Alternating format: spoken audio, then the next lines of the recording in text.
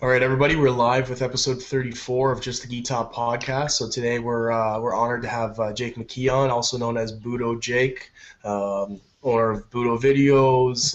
You'll know him from Rolled Up, all sorts of different things. So Jake, first of all, thank you very much for being on today. Absolutely. Thanks for having me. Glad to be here with you guys. Yeah, so just to go over our regular podcast members as usual, myself, Adam Cousins, we have Ahmed Chirani, Good day. we have Jordan Short, Hello. and we have Rami Chirani. Hey,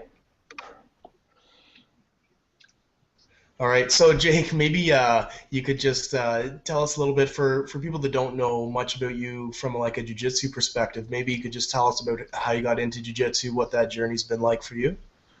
Yeah, I started Jiu-Jitsu 10 years ago when Carlos Gracie Jr. and Marcio Feitosa moved to California. At that time, Jiu-Jitsu was not as nearly as developed as it is now in Southern California, and nobody thought that there could be so many schools.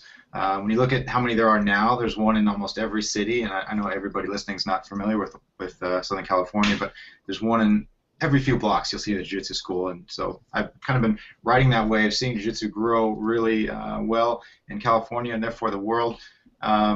And being with them, we got involved with IBJJF, so we started doing all the live broadcasts of the Worlds and the Pans and all those things. And then we started the shows Rolled Up and This Week in BJJ. But I've just been doing what I love to do, which is train and share the art of BJJ with everybody. And I was never focused on belts. I always just saw it as something that would happen when it happens. But I did get promoted to black belt last year, and it's been fun. Nothing really changes, but I guess the one thing that's changing is that I've been teaching more. But other than that, just continuing this fun journey in the art that we all love. That's amazing. Well, one quick question, Jake, and so we'll get more into your training maybe a little later, but focus on the business side of things. How did Budo Videos get to start? Like, I've always wondered. Like, for years, it's something that everyone knows it. Everyone knows it's where you go to get DVDs, and even, correct me if I'm wrong, but we used to get, I believe Shoyu Roll was sold on there almost exclusively, except, well, I mean, now they have an online store, but yeah, so how did that get to start, and why did it get so popular? Like it really became like a staple, so. Yeah, the word Budo means martial arts in Japanese, and I've been studying martial arts my whole life. So I was living in Japan, spending all my money on all these rare martial arts products that you just couldn't get anywhere else in the world. I was there for 3 years, and then when I moved back to California, I figured, you know what, might as well make the stuff available for everybody else. That was 2002, and instructional DVDs basically didn't exist in America at that time. There were still VHS tapes. So we started importing a lot of DVDs from Japan, and that's what we were at the beginning, just exclusively videos. And we always wanted to make our own content, but at the beginning we were just importing stuff, and then soon we started making our own things. MMA started to blow up in America and worldwide, so we started importing all the Pride stuff, and things just grew from there. People wanted. The internet was very different back then in 2002. A lot of the websites were garbage, so we started selling everything else martial artists would want. And I met Bear from Shoyu Roll, who became good friends. And he didn't have a website. He was selling things through email at that time. So yeah, we were the exclusive distributor of Shoyu Roll at that time, and just things blossomed from there. And now we sell everything from rash guards to resistance bands to but still video content is a big thing. We have all of our content now comes out on DVD, on demand, and apps. So we're still sticking true to our original name, Budo Videos, but we sell tons of gis and things like that as well. Excellent. And when did you guys decide to branch off into streaming events? Now, again, correct me if I'm wrong, but IBJJF, I believe they stream their own now, but they didn't used to. You were in that, right? Yeah, we still do all the stuff behind the scenes for them. It was 2007, the second Nogi Worlds, if I recall correctly. That was, and we just did it because technology allowed us to be able to. It's something that everybody always wanted. Nobody wanted to have to wait 3, 4, 6 months for the videos to come out on DVD. But technology caught up to it, and then it allowed us to do the live broadcasts, and we've done it ever since then. Excellent. and so going along with like the whole thing with Budo videos, like I've honestly, it's kind of cool just to see Budo videos as a whole, just because it's crazy. I feel like it's the #1 media source for jiu-jitsu nowadays. Like there's like you have like your especially like the rolled up videos. Like I think that's really cool. You get like a very in-depth experience with all these different practitioners around the world. How did stuff like that start out? Like what made you guys kind of decide to branch out, and what started all these ideas? And I'm just curious. Yeah. Yeah, it's a good question. Just with all my contacts in the industry, I'd always go around to other academies. I was always a student at Gracie Baja, but I had friends that would train at other academies, and I'd be friends with the instructors and stuff. So I'd travel around. Whenever I'd get back to my home academy, my friends would ask me, "Oh, what did you learn at Nino Schembry's place, or what did you learn at Gokor's, whatever?" And I'd always show them. And I thought, you know what? Instead of having to repeat myself over and over, why don't I just bring a crew along and film it so you guys can see exactly what I'm learning? And so that's what it was. If you watch some of the first episodes, they were pretty raw. There's hardly any editing. There's certainly no script, and it was just a lot of me getting my butt kicked, which is fine. That's the name of the show. But after a little bit of time, the audience grew a little bit, and then my business partner, Budo Dave, said, "You know what? Why don't we make this a little bit better? Send along a proper crew and increase the budget a little bit." And so we focused on that a lot and just did a ton of episodes, and the response was great. So how much work goes into an episode of Rolled Up, for example? Like, is there a lot of prep work that you have to do, or how does that go? There's not much prep work. Pretty much we just set a date, and go there and have a conversation just like we're having now. You probably, as you guys know, a lot of the best conversations you have are just sitting around with your friends talking about jiu-jitsu, and the conversation usually wouldn't be too much different if there was a camera on or if there wasn't, and that's kind of how Rolled Up is. We never really scripted it. It's not like a reality show where you introduce fake drama or anything like that. It's just whatever. You should do that. Might be able to get a bit bigger audience if we did. It really is sort of unique, though, like in that I know there are a lot of people that don't venture outside their clubs very much, so it gives people the insight into how people are training at other clubs all around the world, right? Right. I mean, it's really cool. I mean, some of the videos are really informative. Did you get any heat at all when you first started doing that, Jake? Like, I don't know your instructor or the the culture in which you train, but some places it's frowned upon. I mean, obviously, it must not have been, but was it in the beginning or? No, that was never an issue for me. I think when I started, I was already training at other places, and Marcio knew that that's my job. I can't just train at one place. I never signed up at any other place, never got ranked from anybody else. So right. I think terms like Creonch and things like that only apply when you leave your gym. Yeah. Which I never did. I love that term though. I just love saying it. So that is how you pronounce it, right? So it's Creonch. As far as I understand. Or gets thrown around a lot. Just speaking of Rolled Up, the one where you got, and multiple people have told me this one, when you went over to Oceander's. I mean, that's where Rami trains, by the way. He trains with Oceander and Health. Yeah. And the one where Health did that nasty clock stroke to you, man, like that was the most gangster choke we've ever seen, and you took it, man. You took it like a champ. Oh, absolutely. That's my job. I have no problems getting in terrible situations as long as the audience can enjoy my pain. Yeah. Go ahead, Adam. No. I was just more along the line. I was just saying, with Oceander, yeah, he gave you a beating, but then Health just. It's like he was kind of floating on you, and I mean, I'm not putting you down in your jiu-jitsu, but he was like, yeah, he went to town. It was really good TV, man. Good viewing though. That was awesome. Go ahead, Rami. That's all I want to say. I'm honestly just curious because I train there, but Health really only rolls with a select few people. I don't know if you knew that or not. And I've only been training there for the last couple 9 months or so, but was that not intense and kind of intimidating to roll with him? I feel like just talking to him is kind of a little freaky at times even. Yeah, you can tell just by looking at somebody. I could see the intensity in his eyes, and they called him bull for a reason. He was ready to bite, and I feel that a lot with guys. Like he didn't know who I was. He didn't know how good or I was or whatever. So that first submission, you see people sometimes just go out and they want to submit you hard and fast just to kind of prove a point. and he proved it. Yeah. Kind of loosened up and played a little bit more. So it was much more fun after that first submission is kind of out of the way. What? You really have been like around the block, and I'm just kind of curious as to what some of your favorite places to train have been. My favorite places are places with a little more laid-back attitude, where guys can just share and things. You know, on Rolled Up, unfortunately, sometimes the best, most enjoyable parts are when the camera is off because the guys don't feel the pressure. Some of the instructors, I'm not going to name any names, you know, it's their 15 minutes of fame, so they feel the pressure to look good, and they don't want to take any chances. So it's just a smashing beating, you know. But then the camera's off, and then we have a nice flow roll, and it's like, man, why couldn't that been on camera? Yeah. Just having fun. That leads to another question in regards to editing. Now, are you ever asked, because like for us on this show, we've been asked a couple times by people to edit certain things or take it out or cut this out and stuff. Do you ever get that when you're on doing a Rolled Up episode? Maybe, I mean, I'm just going to choose an extreme example, but maybe you tap someone and they don't want that to show, or maybe they missed a sweep, or I don't know, you know, something like that. Or have you ever got any feedback like that? No names, of course. I'm just curious. Yeah.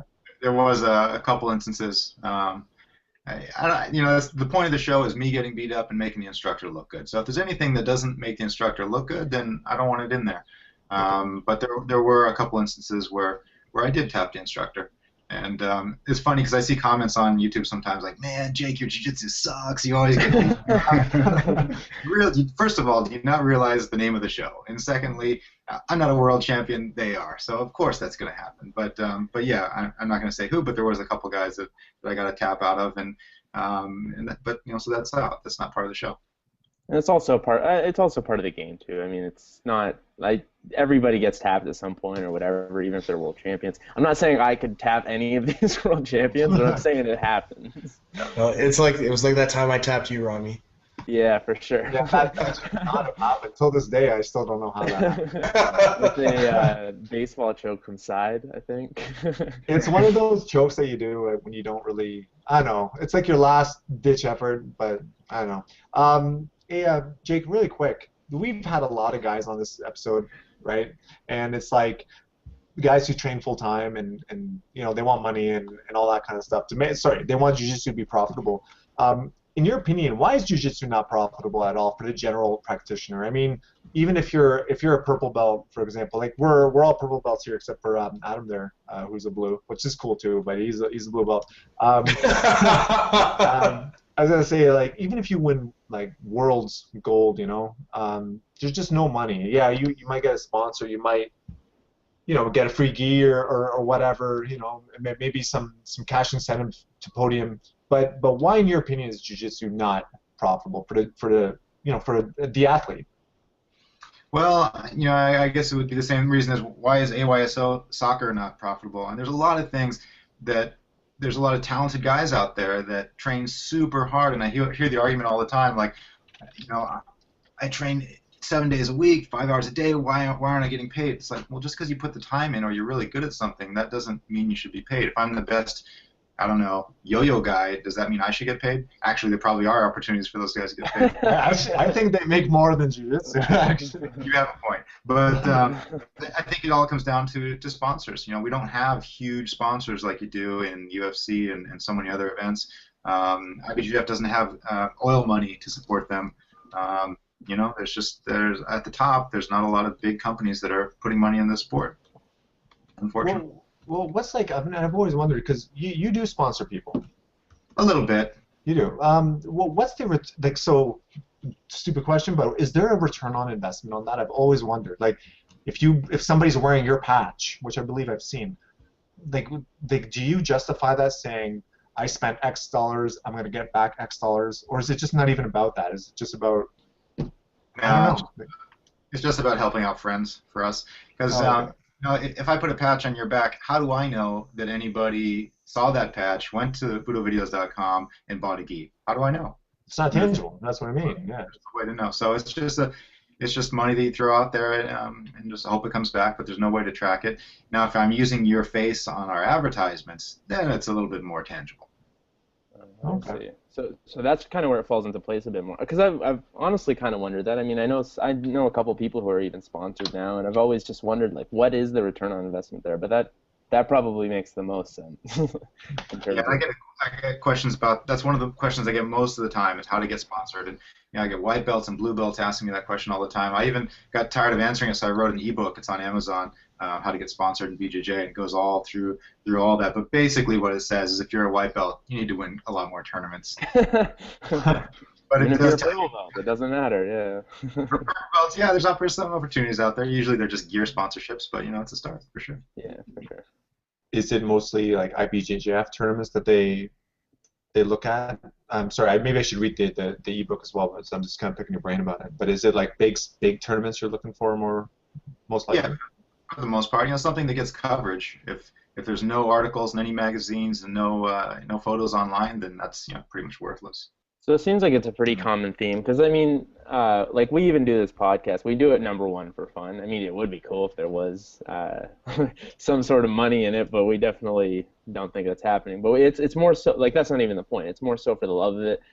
Even one thing that I really liked and like the idea of the podcast initially was just getting people's names out there. Like we've had we've had names like we've had Kurt Osiander on, we've had like Clark Gracie, Mackenzie Dern, but then we've also had like the fairly well-known like lower belts as well, I guess. But it's more so just to kind of give back to the sport and help it grow. And that kind of seems like what you're doing with when you give somebody like a sponsorship to wear a patch and go to a tournament. You don't really know what that's going to do, but you love the sport and you want it to grow. That's right, and the same thing with our shows. With Rolled Up, it's not a paid show. There's a lot of time and money that goes into producing it. It's just a gift, and hopefully people appreciate it and support us, in other ways. I read somewhere that you spent up to 2 to 4 weeks editing, like from the time you record it to the time you release it, it's almost 2 to 4 weeks.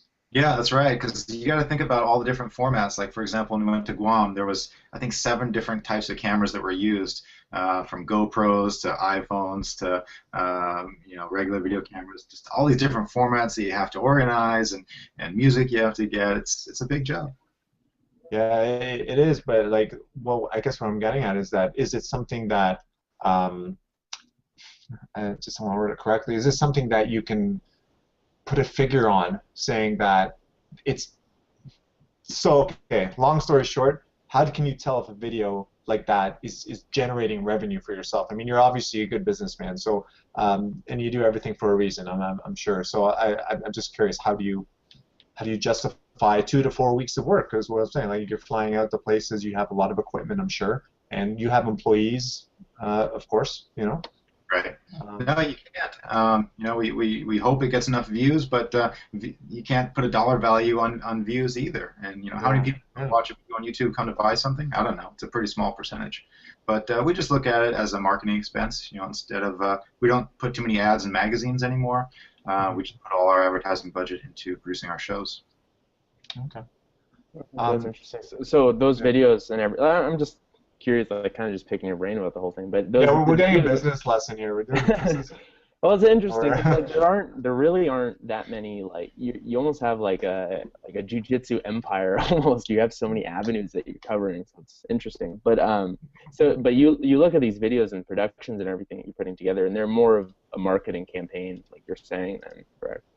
Yeah, that's right. Oh, cool. That's interesting. Let's get into some of your competitions. Really quick. Are you? Sorry, I keep saying really quick, and people give me a hard time about that. So, sorry, not really quick. Let's take a good good time into this. How often do you compete, Jake? And when will we see you compete next? Usually, well, last year I competed maybe seven tournaments, I think. I really started to get interested in competition at black belt, which is quite the opposite of most people. The lower belts, I always felt like there's more I need to know, I need to learn before I can compete. And looking back on it, that was a mistake because, of course, I don't think I'm ever going to feel like I know it all. But developing a game, I think it took me a little bit longer than most to develop that, and probably because I was exposed to so many different teachers. It's like a kid in a candy store. I didn't really know what to pick, and I was trying to do everything, and that can be a trap that people fall into. But focusing on just a couple moves from each position, I think was smarter. So once I started to do that, I started to get a little bit more semblance of my personal game. And then when I got my black belt, I said, all right, let's go out and do this. So I competed a lot last year. I had mixed success, but at the black belt level, most of the guys I compete against are guys that teach and train full time, and I'm behind a desk a lot more than I'd like to be. So so for that, I've been happy with the relative success I've had. And as far as when I'm going to compete next, I'm not sure, but usually I'll do any of the local events like the Pans, Masters Worlds, Nogi Worlds, things like that. Do you compete exclusively at Masters then? Yeah. Okay. I mean, if something else came up and there was nobody signed up, I would drop down to adult, but I like the 6-minute rounds. Do you find that there's a difference in the intensity between like adult and Masters? Yeah, I do. Yeah, for sure. I find the Masters are a little slower, a little more methodical, a little less aggro. I compete at Masters too, and I definitely agree. Like, there's you don't get as much of that the stink eye from across the mats and stuff like that. I feel like everybody is at Masters is having a lot more fun sometimes. I agree. That's actually a very good point, because the guys at Masters are doing it genuinely just for the interest of it, whereas the other guy is probably doing it for thinking he's getting a paycheck. But anyway, so black belt is 6 minutes at Masters? I had no idea. I thought it was like a minute shorter or something. Right. So, and I think that's a great length of a match. It leaves very little time for stalling. I think the action is much more fast-paced. So I love it. So is that just real quick? Go ahead, Robert. Just real quick. Just go ahead. But I'm assuming you followed the pro trials as well, or any of the feeds or whatever. Is that kind of so that is the preferred format? Like even for the adult matches, like you prefer that versus the 10-minute matches? What exactly do you think are like the pros and cons of both? I mean, sometimes I'll watch a 10-minute match, like any Bushesha and Haldolfo match, and I'll be thinking, oh, I wish this would just go on a few more minutes. But sometimes I watch another match, and I think I'm glad it's over. With the 6-minute match, oftentimes I'm thinking, wow, that was a great match. And sometimes I'm thinking I wish it would have gone longer. So I just find like that pace, the guys have to just go out there and get their stuff done, show what they can do. And yeah, sometimes a guy doesn't get to demonstrate his potential, but that's just how it goes. I like the faster pace of the matches. Oh, cool. What do you think of the... No, Rami, I'm coming in. I'm sorry. Go ahead. You cover a lot of jiu-jitsu. You've watched a lot of jiu-jitsu. You stream a lot of jiu-jitsu. So your ear is really to the streets there. So in regards to the game today, like the infamous double guard pull that everyone's talking about and all that. Well, what are your thoughts on the jiu-jitsu rule set that's laid out by the IBJJF right now, especially in regards to, I don't know if it's even implemented yet, the double guard pull rule, where if they're on their butts for more than 20 seconds, they stand them back up or something. Do you have any sort of input on any of that? I know you must be friends with some people in IBJJF. Do you have any input to rules or? Yeah, I think the IBJJF does a great job with the rules, and I think that sometimes there's things that they want to change, but they don't just change it just on a whim. I think it's a temptation, like at a tournament we might see one particular thing, like 50-50 back in 2009, where everybody was doing it and it was making matches just come to a grinding halt, and everybody hated that. It would have been easy to just say, okay, you know what, 50-50 is banned or something like that, but that would be a rash decision. And looking at it now, you see the guys are getting really good at getting in and out of 50-50, and people are rarely complaining about that anymore. So I think they're smart in the fact that when they see something they want to change, they don't change it overnight. They get all the top guys from each team together, they talk, and they only change things that everybody agrees on. And so there's a few different rules that are going to be changed, I think, by the Worlds. And one of those things is the one you just mentioned, which is the double guard pull. You have, I think it's 20 seconds. If both people pull guard, then and one person doesn't get up, then they both stand up, they both get a penalty, and they start again. Again, that's not an official statement, but that's what was rumored to come down pretty soon. And I think that's a good change. I do like the double guard pull position, but I think that, yeah, you got to get something going. If you can't do it within 20 seconds, just off on top. What do you think? Because the reason why I asked about the question with the 6 minutes and 10 minutes is like that it kind of comes to a spectator point of view, because I've always kind of thought of jiu-jitsu more of a like individual and like personal. It's like a personal sport. It's not. It's kind of, I don't know about you, but like I know a lot of the times sometimes I watch a match, I'm like, let's just skip a little bit ahead. Let's skip a little bit ahead. But there are definitely those other matches where I'm like, I just can't stop watching. But do you think that that's like a very important part to keep in mind when they're coming up with these different rules? Like, is that what the focus should be, or what are you keeping in mind when you say that like having that rule that you just talked about is a good thing? Are you thinking more of a spectator point of view or for the practitioner? I don't know IBGS point of view, but for me, I think we all have this pipe dream that Jiu-Jitsu is going to be in the Olympics and it's going to be on nighttime TV, and everybody's going to finally understand why we devote so much of our time to this art. But I think that is rather far-fetched. Jiu-Jitsu is kind of like chess, in that if you don't know how to play the game, it's really hard to enjoy. So I think Jiu-Jitsu should look good. And in fact, I was just talking to Jeff Glover. He said his whole objective when he competes is to make his performance look good, for people to have fun watching it. So I think that's a really good skill to have. If you can make it fun, then you're more likely to get sponsors, more likely to get fans for sure. But I don't know if we need to focus everything on the appearance. Of course, applicability of the art is paramount. Yeah, cool. Speaking of audience, guys, just really quick. Not really quick. Sorry, I'm not going to say it was just really quick. I'm going to edit that out. I'm sorry. All right, Jordan, I'm sorry. Pan Ams. So we saw a lot of closeouts in the Pan Ams. So now the argument is that the guys are saying, you know what? I think, who was it that said it? Maybe Kyle. I forget. Anyway, they said, look, we can close out if we want. We're not getting paid here. All right, so we can do. If we want to close out, we're going to close out. Now, on the flip side of that is the customers who are paying IBJJF for the streams are upset, saying, well, look, I really wanted to see these top matches happening, but they're closing out.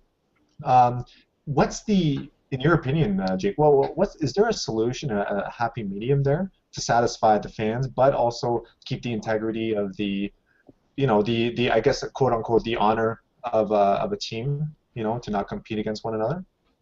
Yeah, I don't think you can force people to compete, because you do, and then you might just end up having fake fights, and then fake fights start happening, and then people think that they're all fake. So I think there's a danger of forcing people to fight. But that being said, there are other ways that we could get around that, and I would not be surprised if IBJJF institutes something. I have no idea if they will, but nobody liked to see all those closeouts.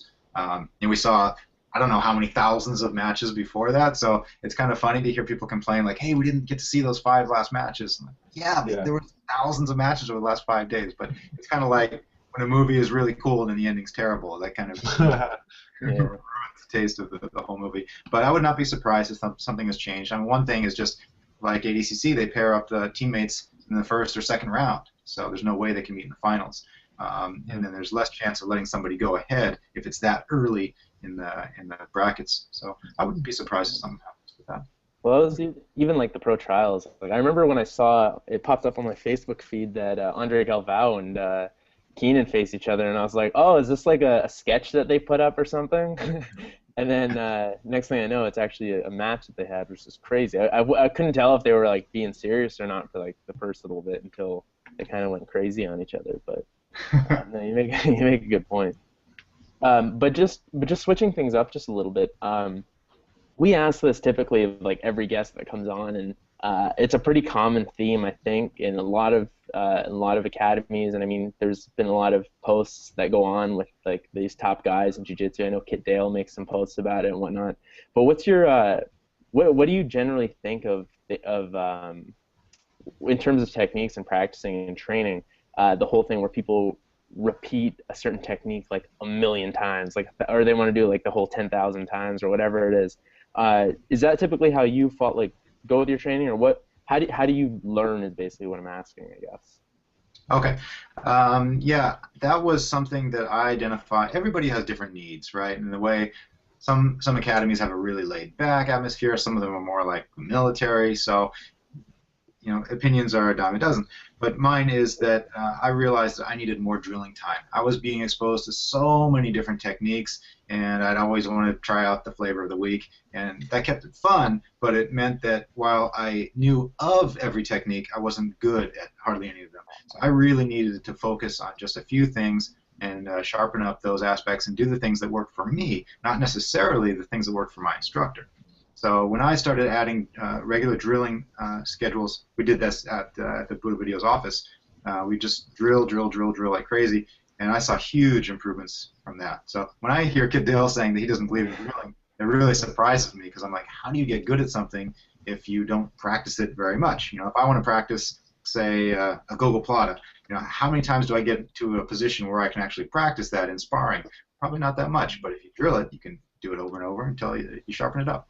Now, you mentioned a million times. I don't want to do anything a million times, but sure, enough to be good at it. Yeah, because I mean it's funny. Like we've even had Kit Dale on the podcast as well, and he talked about it, and I completely agree with, I guess, his perspective in terms of, like, you actually have to try it live and everything. But it's crazy to me because, or not crazy to me, but I found like I couldn't even win a match in jiu-jitsu until I started doing the whole drilling thing, and then once I did, things started working. So to just completely discredit it kind of threw me off. But I guess there's always different perspectives that like not one thing is going to work for everybody, I guess, right? Yeah, and I think after you get it down, then you have to do it with resistance. So whenever I'll drill something, I'll drill over and over, get good at it, and then say, okay, now try 50% to try to stop me. Now try 100%. And if you can do it against a fully resisting opponent, then you got it. Yeah, Can we back up? Hold on. You roll at the office, you said? Yeah, we got mats there, which we use whenever we film guys. And then just a little while, well, maybe a year ago, I started teaching there twice a week, Mondays and Thursdays, 6 to 8 o'clock, if anybody ever wants to stop in. And yeah, we just go over all kinds of techniques. That's amazing. So how often? So you said you sit behind a desk more often than you like. How often do you train a week? Right now, I'm training at the office twice a week and at Gracie Baja twice a week. Okay. 4 days. Do you up it at all for upcoming tournaments, or do you just kind of stay consistent? I stay consistent. I don't believe in increasing the intensity before a tournament. I found that increases the chances for injury, especially if you're getting a big team together of all these hungry world champions. And that's just for a little bit older guy like me, that I find that's just asking for injury. So I'd rather just keep it consistent. I feel great in training. Why am I going to feel bad in competition? That's great. That's great mental. How much do you? And sorry, another question. What weight do you compete at? Featherweight, 154 with the gi. Featherweight. So what I'm doing now, I'm just trying to figure out in my head who at featherweight black belt competes in adult, and I'm wondering, you should just for fun sign up at at the adult division and see how it works. That might be yeah, that's in Cabrini. Right. Well, Cabrini is actually like in his mid-30s. Yeah. But he does, I believe he does adult. But you're saying then, so if you go to, let's say, Pans and there's nobody in your division, you would go down, you go to adult? Yeah, sure. That's awesome, man. You could just do adult ultra heavy. Yeah. What are your thoughts on that, by the way? At Pans we had, I know Kyle didn't end up competing, but Galvao competing at ultra heavy. Like, what are your thoughts on people registering at a weight class that they don't belong to, just for the weight portion, and then doing the open? I think that's awesome. Of course, it would be terrible if it was allowed to move down in weight. But if a small guy wants to go in the big guy division, and he's taking a huge risk, and I think that there's no downside to that. It's not he's going to be more flexible, a little faster than a big guy, but there's certainly more advantages that the big guy has in terms of weight and strength. I love to see those matchups, and I don't see any reason to not allow them to do that. Yeah, I mean, it really doesn't make much sense anyways. If you're allowed to be doing absolute divisions anyways, it doesn't make any sense. Right. Yeah, but some people, what they're doing, though, is that they want to skip the line. Do you know what I mean? So if my division has 8 people and they only take the top 4 people do absolute, or I can sign up at a weight class that only has 2 other guys and I'm guaranteed a slot. That, to me, is kind of unfair. Well, like maybe I don't know, but. Well, for the absolute division at the black belt adult level, any black belts can go in the absolute. Oh, so you don't have. Yeah, for all Oh, the really? for all the lower belts, you do have to place, but for black belt, adult, masters, all the weight classes and age divisions for black belts, any of them can do the Oh, absolute wow. division. That's That's pretty cool, actually. I didn't know that at all. Seems Yeah, like potential for like a very large division. right. Yeah. So whenever you look at the list of the absolute guys, those are the ones that really want to do it. The ones that didn't sign up don't want to do it. Oh, Yeah. wow. Okay. Is that a rule that's always been in place? Yep. Wow. Yeah, there's a few rules like that a lot of people don't know, which surprised me. That's one of them. Another rule that I get all the time, even from experienced black belts, is that they don't know that bicep slicers and calf slicers are legal at black belt. And it's funny, little things like that that somehow people just miss.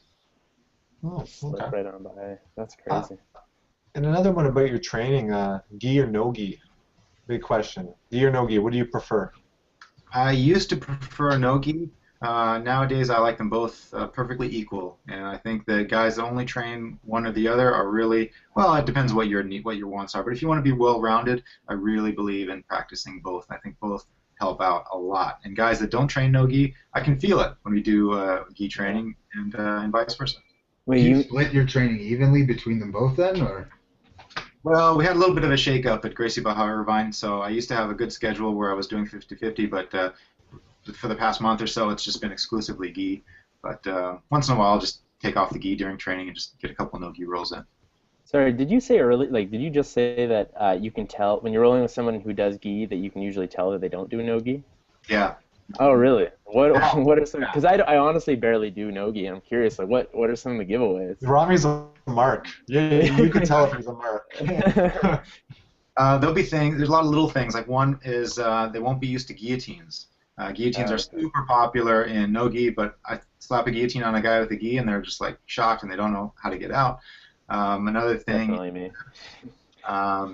gi guys are always getting grips, but you don't always have the opportunity to get the best grip. And if you're used to more to no gi training, you don't need those kind of grips. You can just grip the back of the head, or the elbow, or the leg, or whatever.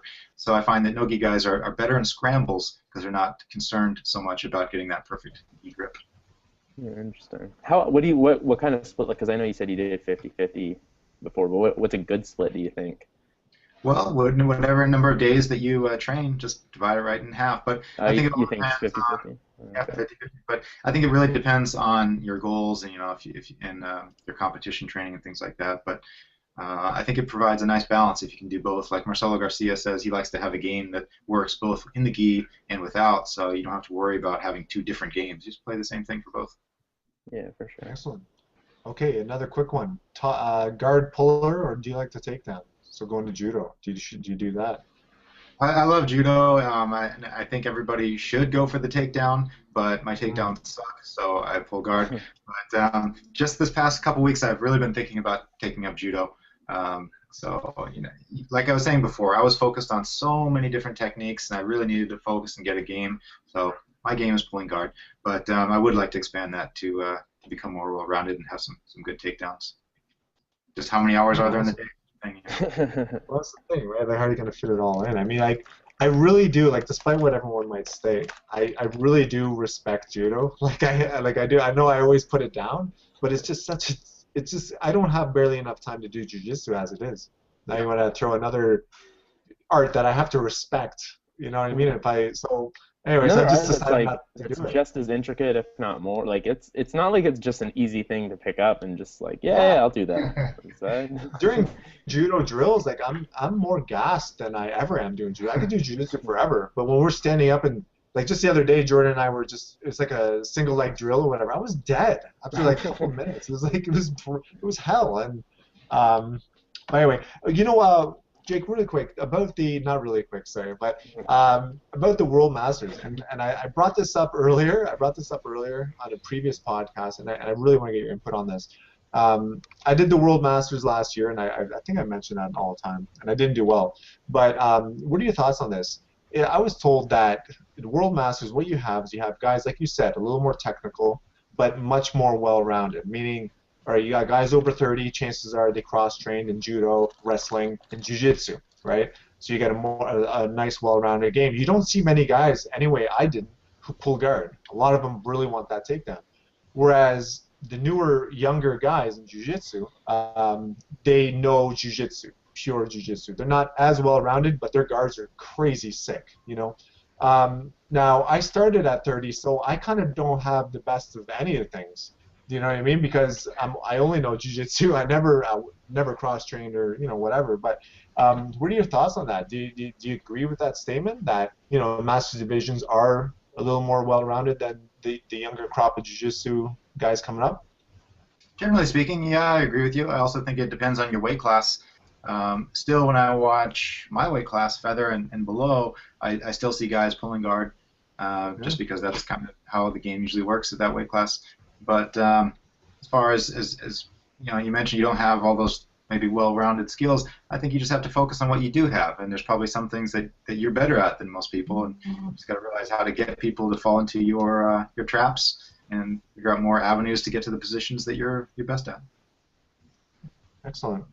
One final question. You say you teach out of your academy? Sorry, not your academy. I'm sorry, out of the office there? Yep. Are you eligible to also give gradings out as well? I've always wondered, is it just a black belt or do you need a stripe for that? Black belts can, but that's something that I haven't focused on. Most of the guys also train elsewhere. Oh, that's a question that will come up at some point.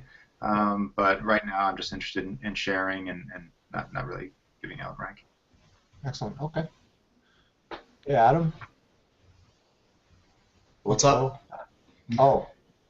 Oh, yeah. Sorry, man. You were frozen, so I wasn't sure if you were on or not. Yeah, I'm here. Okay. Yeah. Don't we have the couple things, the final sign off word? Yeah. Actually, so Jake, I was just gonna ask just about Budo HQ. So do you guys use that space for filming as well as just having your training? That's right. So when you're filming instructionals, like you bring people in to do filming there? That's right. And then after the filming's done, we usually train with the guys, and then twice a week we get all the employees together that do train, and some people from outside that want to come in and turn up the music and train for a couple hours. That's pretty awesome. Like, do people ever train through the day there as well, or? Not usually during the day. Usually right when we close at 6 o'clock, then that's when it'll all start. Do you have many employees that don't train? There are a couple, but it's definitely, the work is more fun if you know what it's all about, so most of them do train. We got guys from Gracie Baja, from Checkmat, from 10th Planet. I think that's it. Seems like it would be like a high pressure environment. There'd be a lot of people pushing you to maybe train. It might be hard to resist after a while. That's right. There's guys that started there and didn't train, but now they do, for sure. These guys work full time, like their career? Yeah. That's sweet. Well, where do I apply, man? That's sucks.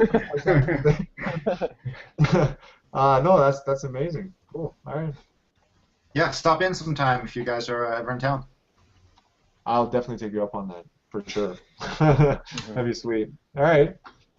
So, Jake, was there anything closing comments? Anybody you want to thank? Anything like that?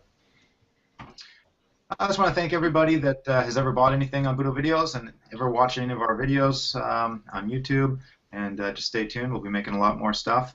And thank you guys for keeping your podcast going. Sometimes people ask me hey, what about your competition or whatever? I don't see any of these media outlets like yourselves as competition. We need more people like you spreading the art and trying to get more people involved. So I want you guys to keep up the good work too, and I look forward to watching your future episodes. For sure. Excellent. Thank you very much. Yeah, amazing. So what's just kind of last question? What's next for you? Just more of the same? Are you planning any new projects? Anything like that? Yeah, Worlds is coming up soon, so we're getting ready for that. There's a couple roll-up episodes that we might be filming later this year. We've kind of cooled those down a little bit, but we're doing so many episodes of This Week in BJJ, which has some similar content.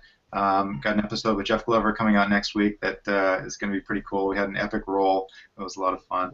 Other than that, I came out with a DVD last month called Going Upside Down, which is a beginner's guide to inverting, and that's been doing really good, and I appreciate all the good feedback I had on that. So just going to keep on doing that.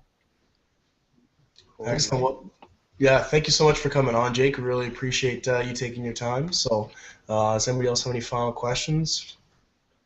Just want to quickly, because I didn't do this at the beginning of the podcast, thank our sponsor, Pohada Gear. You can check them out at pohadagear.com. It's PORRADAGEAR.com. I'm learning that really well.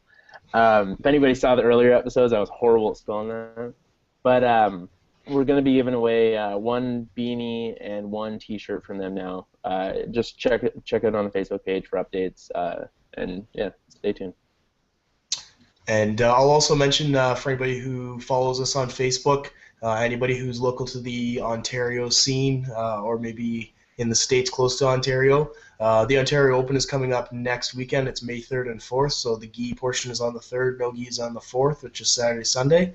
And they've given us registration for gi and no gi, so it's a $100 registration to give away. So if you are interested, if you haven't yet registered, go check it out on the Facebook page. The instructions are on there, and we'll be announcing a winner for that tomorrow. So, again, thank you to Jake. And this is going to be a wrap for episode 34 of Just the Gi Top podcast, and we'll check you out in a couple days with Joe Lozon, right, Ahmed?